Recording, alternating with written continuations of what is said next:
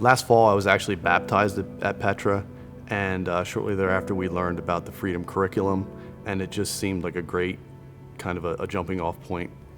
Well, honestly, probably would not have, it would have been out of my comfort zone, but he encouraged me to do this with him, so we did it, and it was awesome. When my husband first came to me and said, I think we're supposed to lead a Freedom group, my first response was, here? With the kids? We have 2 young kids, and we knew an evening commitment was going to be over bedtime. We live in a small townhouse, but we really didn't want to be limited by those things, even though they felt like barriers.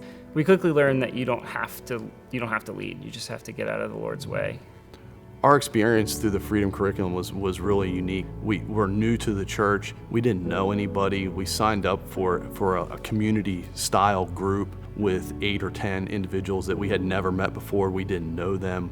And we were able to form friendships and bonds with these people that if we hadn't gone through Freedom, we would have never been able to achieve. I remember the first night they walked through the front door, and that felt risky to have people that we didn't know in our home, supposedly sharing vulnerable things. We've been blessed with leaders in the past who have really promoted vulnerability.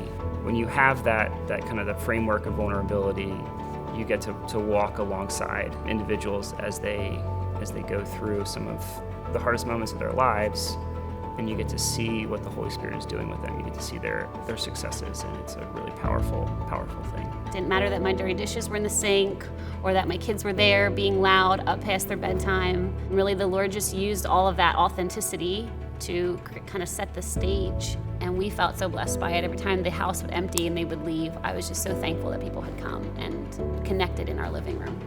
Working through the Freedom booklet as home, as a couple, forced us to discuss things that we would have never discussed before, and I was able to see my wife open her eyes and express feelings about topics that I'm not sure we would have talked about had we not been following the booklet.